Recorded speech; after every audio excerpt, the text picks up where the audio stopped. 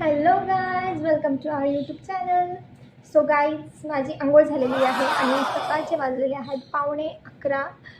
तर मी आज तुमच्यासोबत स्किन केअर करणार आहे, जी मी कधी केली नाही आहे. म्हणजे याच्या पहिले मी कधी स्किन केअर करतच नव्हते, कारण की माहीत नाही, आळशीपणा, इग्नोर स्वतःवरती.